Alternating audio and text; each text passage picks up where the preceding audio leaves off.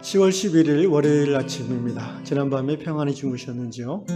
오늘도 하나님의 선하심과 인자하심이 우리 한 사람 한 사람의 삶 가운데 함께 하시기를 축원드립니다. 기도합시다. 좋으신 하나님, 하나님의 이름의 영광을 위하여 오늘도 우리에게 하루를 주셔서 감사합니다. 이 아침에 말씀 앞에 우리를 앉혀주셔서 감사합니다. 코로나 팬데믹 와중에 여전히 일상은 분주하고 또 삶의 염려와 걱정거리는 있지만 그럼에도 불구하고 하나님이 나와 함께 하시고 하나님의 말씀으로 나를 권면하심을 인하여 힘과 소망을 가집니다. 좋으신 주님, 오늘도 하늘을 보고 또 나무들을 보고 사람들을 보고 일을 하는 그 모든 속에서 하나님의 함께 계심, 하나님의 역사하심을 보는 믿음의 눈을 열어주시옵소서. 하나님과 동행하며 말씀 따라 살아가는 복된 성도의 삶이 되도록 우리 양의 모든 식구들을 인도하여 주시옵소서. 예수님의 이름으로 기도합니다. 아멘. 여호와 우리 주여, 주의 이름이 온 땅에 어찌 그리 아름다운지요. 여호와 우리 주여, 주의 이름이 온 땅에 어찌 그리 아름다운지요. 어찌 그리 아름다운지요. 여호와 우리 주여, 주의 이름이 온 땅에 어찌 그리 아름다운지요. 어찌 그리 아름다운지요. 주의 손가락으로 지으신 주의 하늘과 주갑에 불어주신 달과 별, 내가 보니 사람이 무엇이건대 주께서 저를 생각하시며 인자가 무엇이건대 저를 권고하시나이까.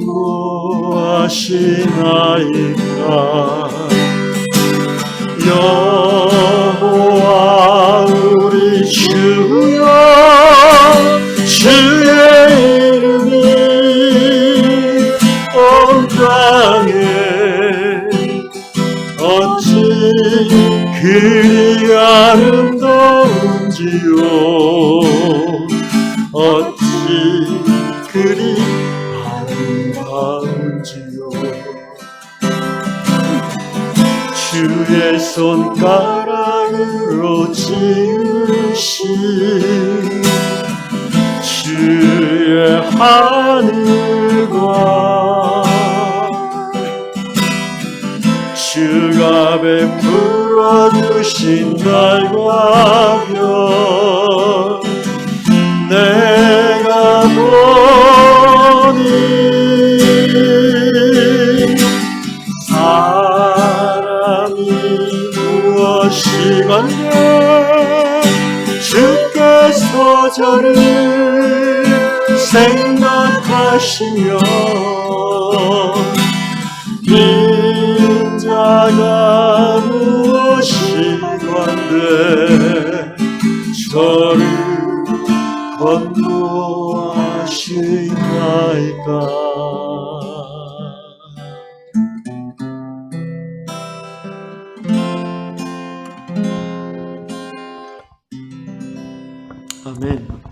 네, 오늘 아침에 주시는 말씀은 시편 말씀입니다. 시편 8편을 보겠습니다. 시편 8편 1절부터 9절 다 읽겠습니다. 여호와 우리 주여, 주의 이름이 온 땅에 어찌 그리 아름다운지요. 주의 영광이 하늘을 덮었나이다. 주의 대적으로 말미암아 어린아이들과 젖먹이들의 입으로 권능을 세우시며 이는 원수들과 보복자들을 잠잠하게 하려 하심이니이다. 주의 손가락으로 만드신 주의 하늘과 주께서 베풀어 두신 달과 별들을 내가 보오니 사람이 무엇이기에 주께서 그를 생각하시며 인자가 무엇이기에 주께서 그를 돌보시나이까. 그를 하나님보다 조금 못하게 하시고 영화와 존귀로 관을 씌우셨나이다. 주의 손으로 만드신 것을 다스리게 하시고 만물을 그의 발 아래 두셨으니 그 모든 소와 양과 들짐승이며 공중의 새와 바다의 물고기와 바닷길에 다니는 것이니이다. 여호와 우리 주여, 주의 이름이 온 땅에 어찌 그리 아름다운지요. 아멘. 오늘 다락방 이야기는 미국 테네시주에 사시는 더그 형제님의 이야기입니다. 테네시주의 아주 시골 마을에 사시는 형제님인데요. 무더위와 열대야로 잠 못 이루던 어느 여름밤에 우리 더그 형제가 이제 뒤척이다가 담요 한 장을 들고 이제 시원한 테라스로 나와서 담요를 깔고 거기에 누웠다고 합니다. 이 숲이 보이고 하늘이 보이는 테라스에 누워서 밤하늘을 보니까 수많은 별들이 막 쏟아지는 것이 눈에 들어왔습니다. 형제는 이곳 테네시의 시골로 이사 온 지가 얼마 안 됐는데 그전에는 대도시에 살았습니다. 그래서 대도시에 살 때는 공기도 안 좋지만 또 그만큼 분주하고 바빠서 밤하늘을 보지 않고 하늘 자체를 못 봤던 적도 많이 있다고 합니다. 특별히 하늘을 볼 때 별을 본 적이 별로 없다고 합니다. 그런데 이 시골로 이사 온 후에 어느 한날 여름밤에 형제는 그 테라스에 담요 깔고 누워서 하늘을 보면서 밤하늘의 웅장함에 압도되었습니다. 그러면서 그는 이런 생각을 했다고 합니다. 왜 나는 지금까지 살면서 이처럼 이 자연의 아름다움과 또 이 자연을 창조하신 그 하나님의 놀라움을 느끼지 못하고 살았을까? 자신의 삶을 돌아보게 되었습니다. 또 형제는 이렇게 생각이 들었습니다. 그 이 광대한 하늘과 별빛 아래 어느 때 어느 곳에 내가 살아 존재한다는 것이 정말 신기하지 않은가? 더 나아가 이 광대한 우주의 한가운데 내가 살아서 존재하며 그 창조주를 고백하고 그분을 생각한다는 것이 진정 감사하지 않은가? 이런 고백을 드리게 되었다고 합니다. 형제의 글을 읽으면서 저도 공감합니다. 그런 고백을 저도 가끔 드리곤 하기 때문입니다. 밤하늘을 보면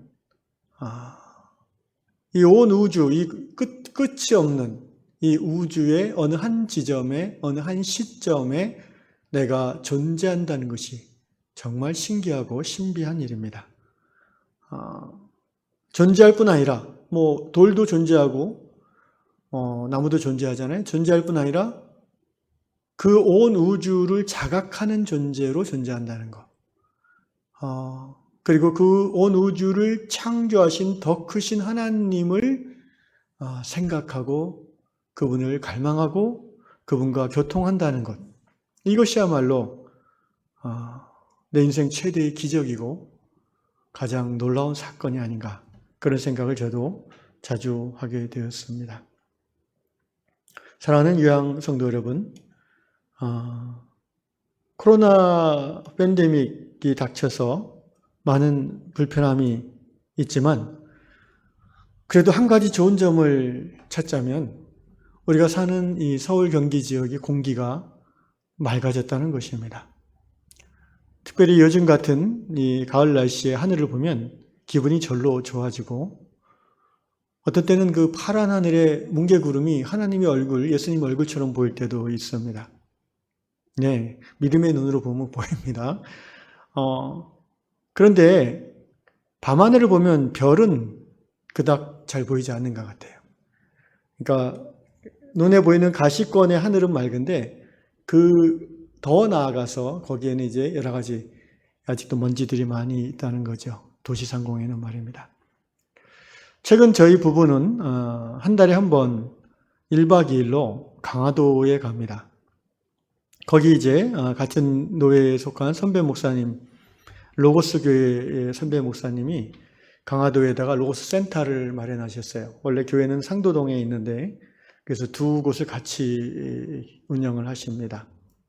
그 센터가 참 잘 만들어진 그런 기업체 연수원으로 쓰던 그 건물을 산 건데 작년에 사셨는데 산을 한 5,000평 끼고 있고 건물 3층 건물인데 아주 아름답습니다. 그래서 저희 두 부부 또는 세 부부가 거기에 모여서 한 달에 한 번씩 이제 독서 세미나를 합니다. 황혼역에 강화도 바다를 이렇게 볼 수 있는데요. 저는 석양의 색깔이 그렇게 다양한 줄 처음 알았습니다. 정말 붉은색, 연한 분홍색부터 해서 빨간색, 그리고 약간 회색 들어가는 것까지 시시각각 바다의 낙조가 색깔이 바뀌는 것을 보면서 정말 하나님이 놀랍다. 이것을 정말 표현하고 싶은, 화가라면 붓을 들고 싶고 사진가라면 사진기를 찾고 싶고 음악가라면 이것을 또 선율로 표현하고 싶겠죠. 시인이라면 이것을 보면서 시를 쓸 것입니다.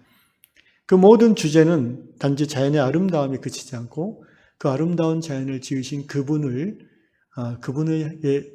향해서까지 나아가는 그런 시, 그런 예술이 될 거라는 생각이 들었습니다. 그렇게 이제 황혼을 감상하고 또 준비한 음식으로 만나게 저녁을 먹고 나서 이제 한 1시간 반, 2시간 정도 이제 읽어온 책을 가지고 토론을 하고 또 삶의 나눔을 하다 보면 금방 12시, 1시가 됩니다. 그래서 이제 잠자리에 들기 전에 또 이제 밖에 나와 밤하늘을 보면 오늘 다락방의 형제님이 얘기한 대로 막 별빛이 쏟아지는 그런 장면을 경험할 수 있습니다. 강화도 지역은 청정 지역이라서 이 코로나 팬데믹 와중에도 아직까지 다른 지역은 다 4단계인데 여기만 3단계를 유지하고 있습니다. 그래서 제가 강화도를 여러 차례 올해 이제 벌써 한 10번 간 것 같은데 이런 생각을 해보게 됐습니다. 내년에 이제 우리 운영위원을 10월 중에 이제 새로 또 뽑아야 될 터인데 10월이나 11월 중에 새로 운영위원이 선출되면 내년도 연말 이제 정책운영위원회를 함께 강화도로 가서 밤하늘을 보면서 또 코스모스 사진도 찍고 삼겹살도 구워 먹으면서 이렇게 좀 넉넉하게 한 두세 차례 내년도 교회가 어떻게 나아가야 될지를 좀 토론도 하고 함께 계획을 세우는 또 제가 세운 계획들을 좀 나눠드리는 그런 시간을 꼭 갖고 싶습니다. 그리고 별빛 아래에서 함께 손잡고 하나님을 찬양하며 예배드리는 그런 시간도 꼭 갖고 싶고요. 코로나 와중이지만 법을 지키는 한도 내에서 지혜를 모아서 실천할 수 있을 거라는 생각을 해봅니다. 그렇습니다. 하나님은 모든 곳에 계신 하나님이십니다. 서울 한복판 대도시에도 계시고 아파트에도 계시고 시골에도 당연히 계십니다. 문제는 분주함과 바쁜 도시의 일상 속에서 또 여러 가지 고민과 또 조작된 욕망에 속아서 그 욕망을 채우고자 헐떡이며 살아가는 그리스도인들이 그런 이유들로 계시는 하나님을, 함께 하신 하나님을 발견하기 어렵다는 것입니다. 또 도시에 살수록 여러 가지 중독 기제에 중독되기 쉽습니다. 인터넷은 물론이고요. 여러 가지 인스턴트 음식들, 또 자극적인 영상, 술, 담배는 기본이고 이런 중독에 빠뜨리는 기제들이 도시일수록 자기 가까이에 있지 않습니까? 사람들은 또 그것을 생활의 편리함이라고 말하기도 하죠. 그래서 분주함 중에 가끔 여유가 있어도 우리가 하나님을 찾기보다는 그런 중독 기제를 통해서 삶을 이렇게 약간 몸의 긴장을 푸는 그런 정도의 삶을 사는 성도들이 많이 있습니다. 일주일에 한 번 교회에 와서 또는 줌으로 예배드리면서 약간의 종교적인 위안, 또 마음의 평안, 그런 것들을 얻는 정도로 신앙생활에 만족하는 사람들이 많이 있다는 것이죠. 이제는 그런 시간들이 하도 오래돼가지고 그것이 신앙의 전부라고 생각하면서도 살아가는 분들도 많이 있습니다. 어떻게 하면 우리가 하나님을 더 가까이 느낄 수 있을까요? 어떻게 하면은 이 만성화된 이 종교의 영에 사로잡혀 있는 우리의 이 루틴한 신앙생활, 변화 없는 이런 신앙생활에서 획기적인 변화를 우리가 경험할 수 있을까요? 하나님을 가까이 뵈면 될 거라고 생각합니다. 개인적인 경건의 노력도 중요하지만 삶의 환경을 바꾸는 것으로 우리는 하나님을 더 실제적으로 선명하게 경험할 수가 있습니다. 대도시라는 삶의 환경을 멀리하고 모든 일상이 한 스텝 느리게 돌아가는 그 시골 생활을 통해서 우리는 하나님을 발견할 수 있습니다. 오늘 시편 8편에서 우리의 신앙의 선배 다윗은 바로 그 자연 가운데 드러나는 하나님의 모습을 노래하고 있지 않습니까? 여호와 우리 주의 주 이름이 온 땅에 어찌 그리 아름다운지요. 주의 영광이 하늘을 덮었나이다. 탁 트인 숲과 산과 하늘이 보이는 그런 자연 속에서 다윗은 창조주 하나님을 노래하고 있습니다. 주의 영광이 하늘을 덮었다는 말이 어떤 의미겠습니까? 시적인 표현이죠. 하늘을 보면서 창조주의 위대함을 느낀다는 거죠. 우리는 인간 문명, 곧 바벨탑을 건설했던 창세기의 인간 문명, 그 한복판에 있으면서 창조 하나님을 느끼기란 쉽지 않습니다. 그러나 우리가 한 걸음 도시를 벗어나서 여전히 하나님의 창조의 솜씨가 살아있는, 묻어있는 나무와 바람과 풀과 곤충과 새들과 또 시냇물, 밤하늘의 별을 바라보면은 우리 안에, 우리가 그리스도인이기 때문에, 우리가 하나님의 자녀이기 때문에 우리 안에 있는 하나님을 향한 그 마음, 갈망들이 쉽게 하나님을 향해서 이렇게 일어나게 됩니다. 다윗도 바로 그런 상황에서 이렇게 하나님을 노래하고 있습니다. 3절 보십시오. 주의 손가락을 만드신 주의 하늘과 주께서 베풀어 두신 달과 별들을 내가 보오니. 여러분 아파트 공화국 안에 사시면서 달과 별을 보신 적이 언젠지 모르겠습니다. 지난 추석에 달은 본 적이 있는 것 같은데 저도 별은 며칠 동안 못 본 것 같습니다.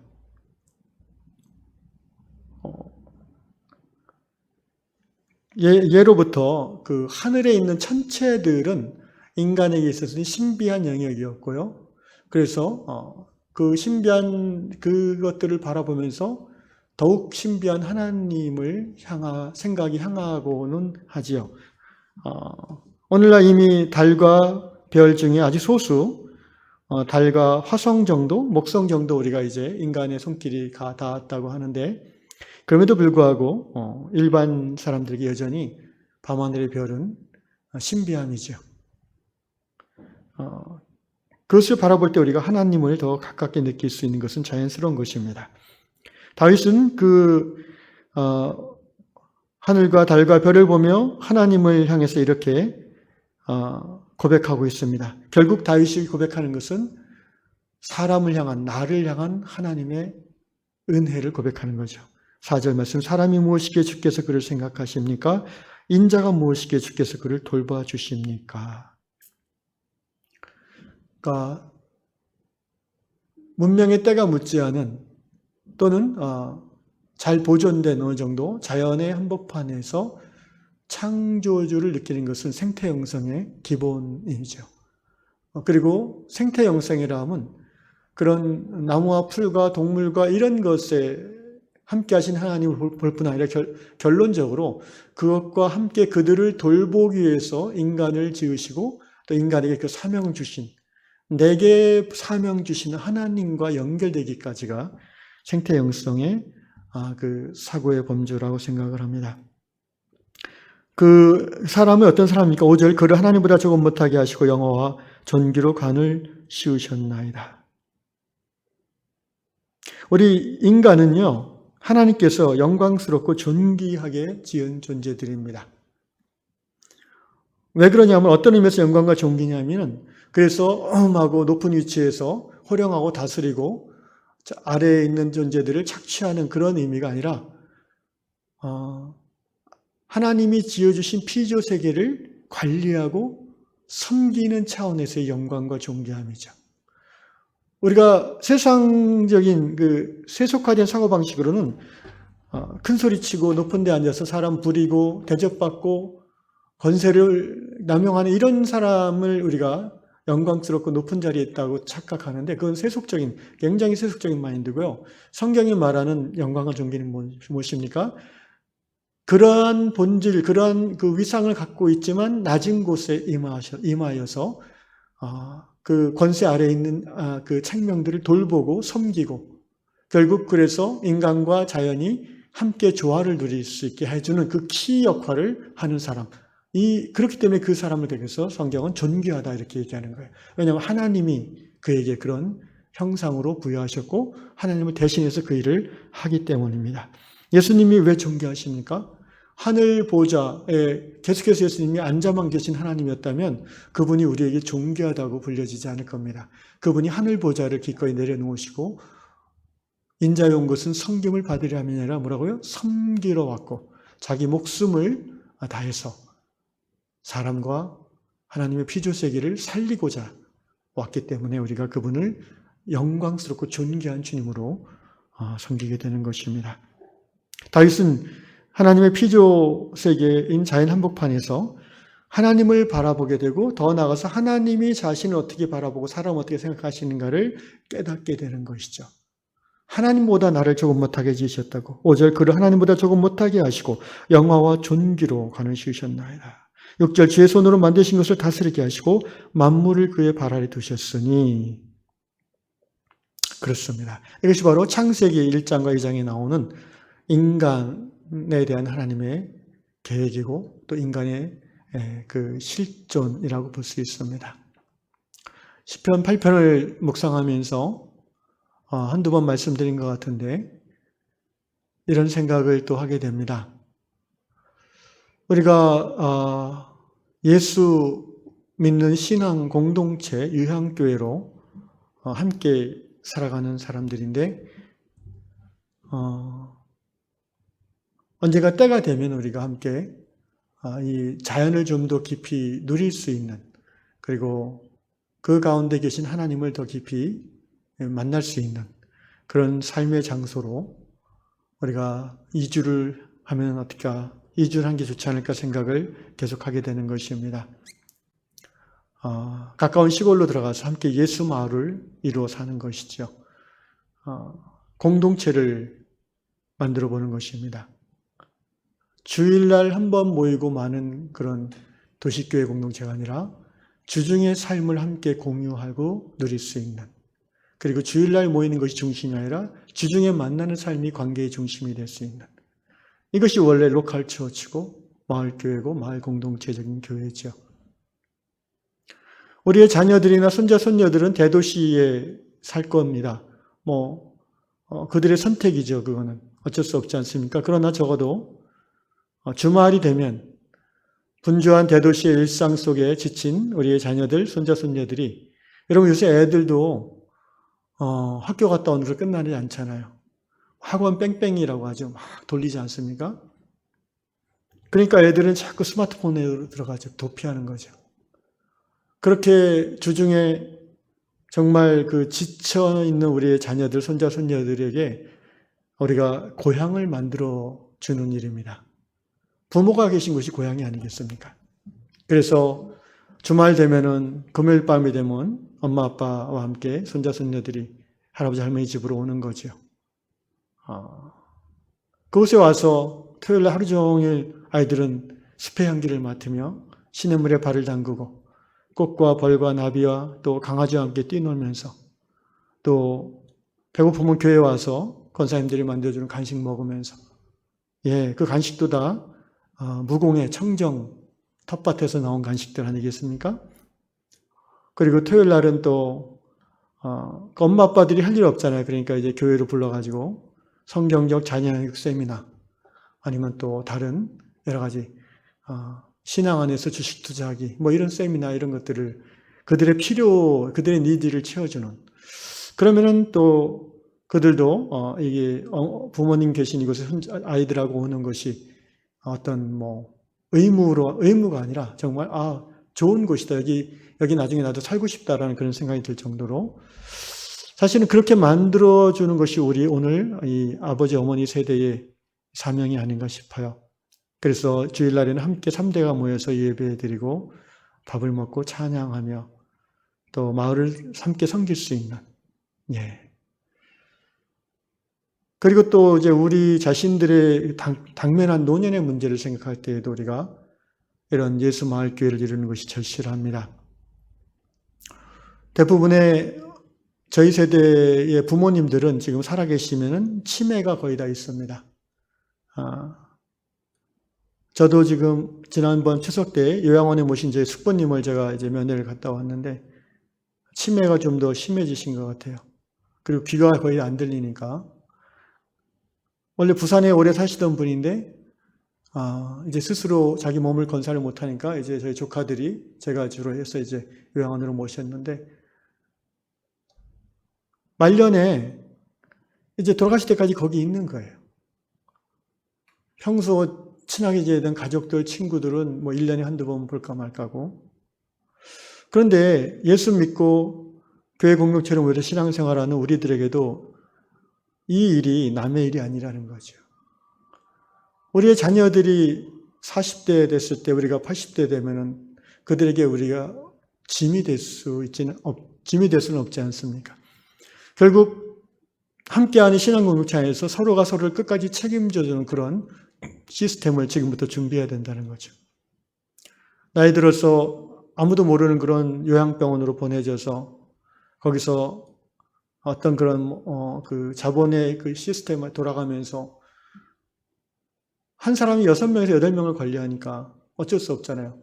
손발 묶어놓고 재우는 거고 또 밤에 잘 때 물도 못 먹게 하는 거고 뭐 그런 고문 아닌 고문을 당하면서 인생의 마지막을 비참하게 보낸다는 것이 남의 얘기가 아니라는 거지요. 우리가 만약 지금부터 준비할 수 있다면 몇몇 교회가 연합해서 그런 시스템을 만들어갈 수 있다면 병이 들고 몸져 누워도 자기가 늘 다니던 교회 식구들 또 늘 예배드리던 그 교회 가서 주일날도 휠체어 타고 가서 예배드리고 함께 교제하고 또 수시로 서로서로 방문할 수 있는, 가까이 있어야 그게 가능한 것입니다. 저는 그런 예수 공동체를 꿈꿉니다.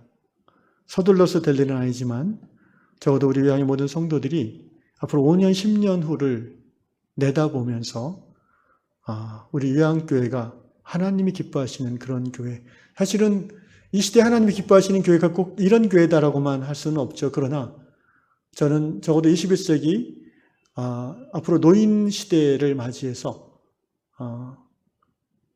노인 세대인 우리들이 우리의 자녀, 손자, 손녀들에게 고향이 되어주는 교회를 이루는 것, 그리고 그들에게 신앙의 유산을 계승할 수 있는 그런 토대를 갖추어주는 것, 이런 것이 하나님을 기쁘시게 하는 교회의 모습의 하나라고 생각을 합니다. 우리 모두가 오늘 하루하루 어떻게 살아야 되나 급급해서 살아가는 그런 사람들이 아니라, 비록 현재 우리가 대도시 안에서 분주한 삶을 살고 있지만 앞으로 5년, 10년을 내다보면서 지금부터 기도로 준비하는 저 여러분 될 수 있기를 주 이름으로 축원합니다. 기도하겠습니다. 여호와 우리 주여, 주의 이름이 온 땅에 어찌 그리 아름다운지요. 주님, 오늘 하루도 분주함 속에서 하늘을 바라보고 또 들의 꽃을 바라보며 나무를 바라보며 살아 움직이는 동물들에게 우리의 관심을 보내며 잠깐만이라도 생명의 하나님, 창조의 하나님을 묵상하고 살아가는 저희가 되도록 인도하여 주시옵소서. 이 아침에 우리 모든 성도들이 2021년 요양교회의 현재를 살아가면서 앞으로 2025년, 6년, 7년, 5, 6년 후에 우리 교회가 어떤 모습으로 나아갈지를 이제 하나님 앞에 여쭤보고 고민하며 또 지금부터 준비하고 결단하는 그런 모든 성도들의 기도 시간 될 수 있도록 이 아침에 은혜를 더하여 주시옵소서. 예수님의 이름으로 기도하옵나이다. 아멘.